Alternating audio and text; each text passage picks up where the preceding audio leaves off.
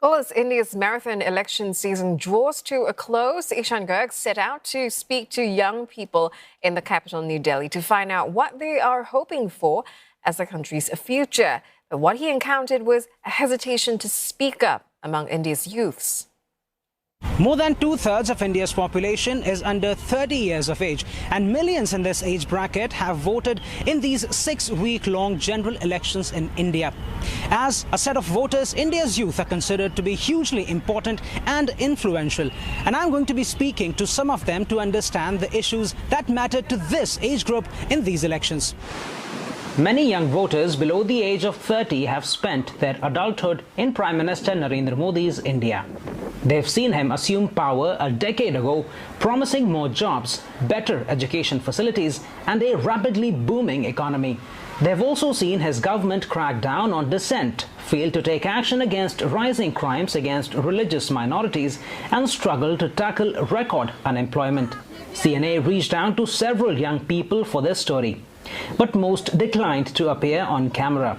They didn't want to express themselves openly as they feel the country has become increasingly polarized in terms of political opinions and toxic in what they perceive as intolerance of different views.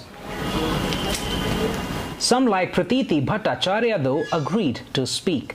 She is 25 years old. Pratiti, why do you think young people don't want to talk a lot about politics anymore?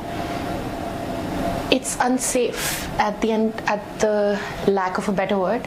I think you never know how your opinion is going to be construed by somebody, and that becomes very difficult to convey. I think when you have to convey an opinion, you have to be sure that somebody's going to listen to you, somebody's going to at least take whatever you are saying in that moment, not personally, but it's become really difficult for people to not take things personally. Pratiti, during the course of this story, we spoke to a lot of young people who said that they wouldn't trust what we put out there. They feared that their words might be misconstrued or taken out of context. Simply put, they said they don't trust the media. Why do you think that is? I think the difference between what an op-ed of what an opinion and what a news is has just gotten completely conflated. And at this point, I think I can properly say, as far as TV or video journalism is concerned, any media house is not really doing journalism, right? The channels that are supposed to cater to the masses, right? So many Hindi news channels, so many regional news channels. It feels like they are better produced than they've ever been, because we're all the generation that we saw these media houses first of all get money and then have better productions. They have great production but no real value. That's why many in her generation now rely on independent online news portals. Many told CNA they don't trust the TV media in the country. They believe the non-traditional media outlets report more freely and robustly on issues that the youth cares about. Pratiti is one of the few who say they'd like to see change in India's political leadership after these elections. Pratiti, as a young person, what do you think are the most important issues for you in this election? Climate crisis is at the top of it, because there's no future if there's no world. Employment, because employment has dipped, and the reason that so many people voted the BJP in 2014 was because of their roaring success around we will bring more employment opportunities back, etc., etc. That's not happened.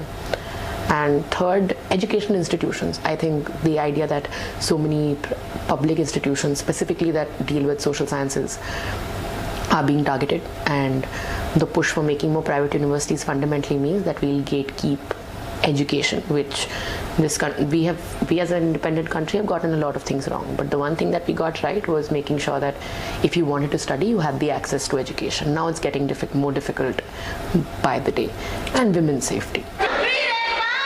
Those who agree with Prime Minister Narendra Modi's government also consider education to be an important issue.